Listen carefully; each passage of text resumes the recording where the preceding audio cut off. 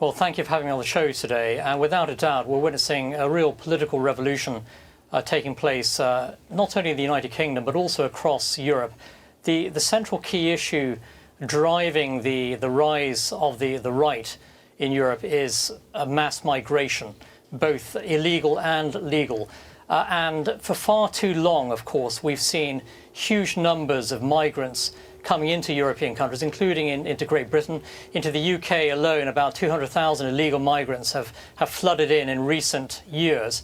And the British people have said enough is enough.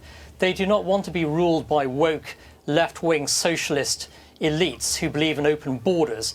And what we witnessed in the UK Thursday night was nothing short of a political revolution, with Nigel Farage, the leader of the Reform Party, expected to be the next Prime Minister in 2 to 3 years from now, based upon these projected results. And so I do think that we are seeing massive political change across Europe.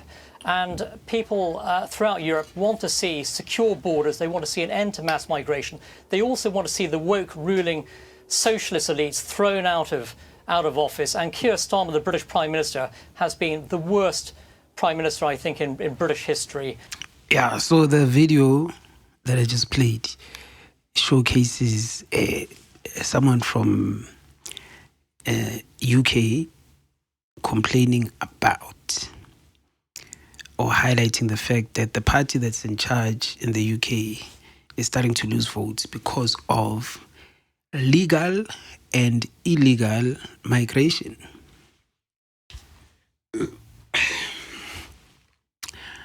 So the people from England or from UK are complaining through voting that they are tired of legal and illegal migration. Remember with South Africa, with movements like March and March and Operation Tutula, the fight has been against illegal migration or illegal foreigners.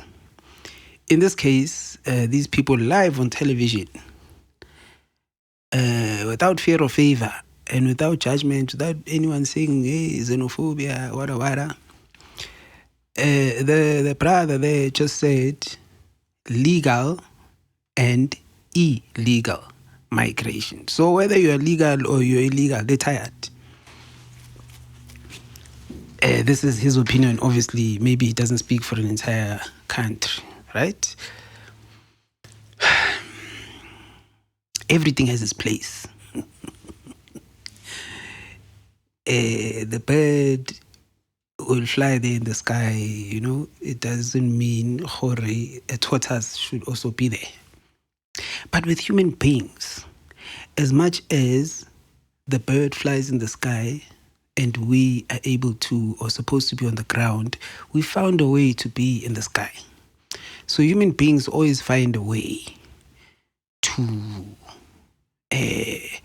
mess up what God put, unless he intended that we be the people who break the rules and who rearrange everything, because we've rearranged everything, right? Dog still lives the way it lived 1,000 years ago. A crocodile still lives the same way it lived 1,000 years ago, a lion. But human beings, we've evolved obviously from, and it seems like evolution only applies to us human beings. We've evolved from, they say we used to hunt with the warawaras and run in the forest and the warawaras and hunting and picking fruits and all these things, and not wearing clothes, to today where we're able to fly and even go to the moon, apparently, allegedly. So we are the only creatures on earth who bring about change. We never stay the same. That change is called evolution. So in politics, there's two types of people. There are the people, I said this before, people who want change, who want things to change. Things can't stay the same. They're bored with the status quo. There has to be something else. You are born a male, but now, actually, don't call me a male. I want to be this. You're born African or black. No, don't call me black. Actually, I prefer that race. In fact, I think I'm a white person that was born in black skin. You know, there are those type of people. So it's it's mentality. It's a mentality as opposed to it's the way that you are. The brain governs a lot of how we think and how we behave as human beings. So there are those people who believe in change and don't accept things as they are. You can look at it in different ways. You can still have the same person who grew up in poverty but believe, no, this is not where I'm supposed to be. Where I'm supposed to be is I deserve a life of living in a suburb. There are those people, hence I'm saying it's a mentality, it's a way of thinking. There are people who want change, always constantly wanting change. And then there are people who want things to stay the same. But those people who want things to stay the same don't necessarily want things to not change. They want change, but smaller than a change, you know?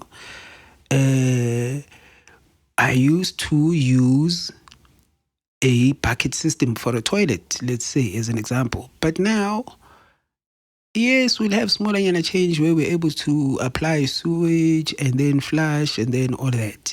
It's a good change. Let's take it step by step. But these ones who want change quicker, and this is where you'll find a lot of entrepreneurs. This is where you'll find a lot of people who are free sexually. This is where you'll find a lot of people who are free religiously. Or chances are most of the time they don't even believe in religion. This is where you'll find people who are very liberated and people who always want to improve stuff. On this side, you'll find people who want to secure things. People who want things to stay the same, stay safe. Right? They're all about safety. These ones, they tend to take risks more. Life will always reward, or majority of the time reward the ones who take risks more, but they always tend to confuse the other people and they always tend to be in front or ahead in terms of thinking because they are for change. The ones who want things to stay the same will either be very good, they can also be rich at the same time, or prosperous because they've perfected the same thing over and over again. This can be a person who runs a bakery. You know how to do the bread. There's no need to change. You know how to do the Coca-Cola. There's no need to change the flavor. It's something that you do over and over again, and you've already mastered it. This one who's coming with change or wanting to add vanilla and wara is a problem. So mindset, right? And then the mindset will govern the way things happen. So with legal and illegal immigration, South Africans, we do not hate our brothers and sisters. Remember, I separated. I said this, the ones who want change. The ones who want change, you'll see them bearing kids, let's say, for foreigners, getting married to foreigners. It's a mindset, remember. And you can't judge them as much as you can't judge the ones who don't want change. The ones who don't want change want things to stay the same.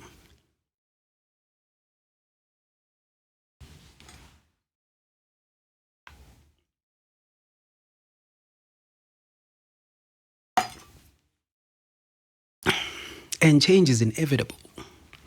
Change is the one thing you can't stop when it comes to human being things. Well, not necessarily nature, but when it comes to human beings, technology has changed.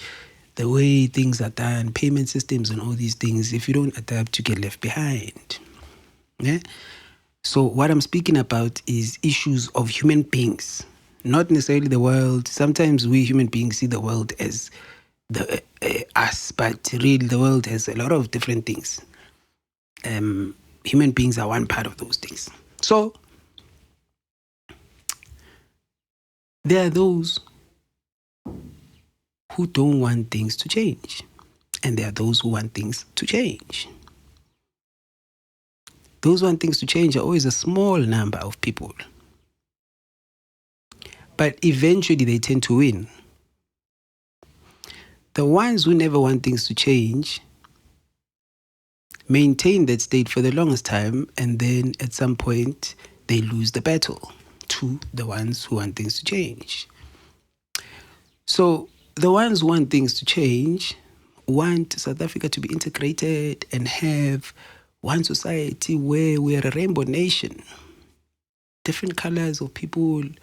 We represent everything that's good about the world. We bring everyone. Anyone who wants to come, you're welcome.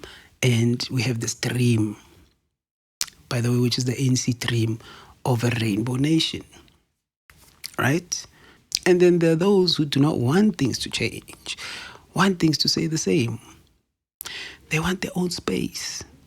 They want their Orania. There are black people in the township that want no foreigners. It must be us. You see what I'm talking about? The ones that don't want change and the ones who want change. But my conversation is everything has its place. Even though change is inevitable, but everything has its place. Everything has its place. I gave you the example of the bird in the sky as much as a tortoise on the ground.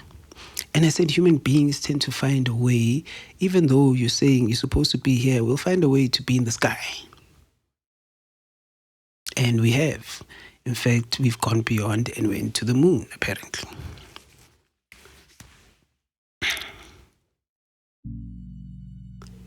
Let me share a story. When I was young, there was a time where we were going through tough times at home, right? We go through tough times. So you find that at that time, maybe there was no food or there was no money for food. Yeah? So in my area, we have cousins, distant cousins, not so far from us. So myself and my younger brother would go there and we would stay there up until they dished up. We were very young. Maybe I was 7 years old and he might have been 4 at the time. Chances are. And at that age, you're aware of what's going on and you understand that, maybe the parents have spoken and they'll be assisting and an end. So the analogy here is me and my younger brother are, let's say, foreigners from Mozambique and Zimbabwe. And then my cousins or distant cousins are South Africans there. We are going through a tough time. We're going there to go eat. And so we would go there, I remember, Monday, Tuesday, Wednesday, Thursday, Friday. Our time would even be around the time of the dishing, like I said. So the other kids, the cousins, were fine about it at the first time. They were very happy. Come through, taste my mother's cooking. And we were cool and we'd go there and we'd eat. This would happen the first week. This would happen the second week, third week, fourth week, let's say. The kids or our cousins at the time are no longer really as happy as they were at the beginning. At the beginning, they were showcasing the warmth of their family. Come through, and we're their cousins, and they're happy to see us. And everything is very warm for the kids. Obviously, the parents have spoken with my parents, and maybe they had the agreement. I don't know as kids. All I know is that we'd go around there around dishing time. So the analogy here is when I say us as we are foreigners, let's say, and that's a country. So we go to South Africa. When we were having the World Cup and our country's freedom, everything was very warm. We wanted to showcase our land. Come see, go on safari. Come see Sandton, come see Cape Town, come see Durban. Come see what the country has to offer. And we're all on the same page with that Rainbow Nation mentality. Very welcoming, very open to foreigners, legal and illegal. But as time went, as much as when myself and my younger brother would go there now, show up almost every day for food, even though the kids, the cousins, might not actually be the ones, let's say, buying the food, but they'll have that mentality that their food is depleting because now there's a lot of mouths to cater for. It was good when you were a visitor. Now you're no longer a visitor, you're here to stay. And one cousin will still be cool, or the other one will be mature enough to see what's going on, maybe, and understand. The younger ones maybe won't understand, or it might be vice versa, but there'll be some animosity there somewhere when time goes, that why are you doing this? Why are you coming every day to come eat our food? The analogy, the parents would be, let's say, the politicians, and the kids would be the citizens. Even though the citizens don't own the mines or don't see any money from the mines, even though the citizens might realize certain things like, okay, in schools there's no, we're not really getting space for our kids, or in hospitals, and now I have to wait longer in the queue because there's foreigners. You will have that mentality and you won't be as receptive over time. And that is what's going on with South Africa. We are not xenophobic. We don't hate our African brothers and sisters. But it's getting to a point where we feel like chances are they might have overstayed their welcome, as much as myself and my younger brother when we'd go there for food. I remember with us, it was a situation where we were kids and we're told. And we don't understand the mentality of resources, how much the family or the parents are making, and all of that. Same as us citizens sometimes with politicians. We might not have the full picture. As much as South Africa gets its oil from Nigeria. There are those agreements that the parents have and we don't have, and we don't care that we get oil or MTN is there or all these things. All we know is that it looks like the resources are depleting. And Nigeria might be a bad example because obviously there's other things at play that South Africans would complain about. But that's basically it. When the doors or the gates have been opened and everyone is welcome, come in, come see our country. It's nice in the honeymoon phase, but in the longer run or in the longer term, fatigue will set in. It doesn't mean that we hate you. Fatigue, that sense of we need a family meeting, we need to breathe. You know, you're hearing someone knocking, they open up, it's me and my younger brother as an example. You need that space. And me, I'm coming with an empty stomach. I can't help it.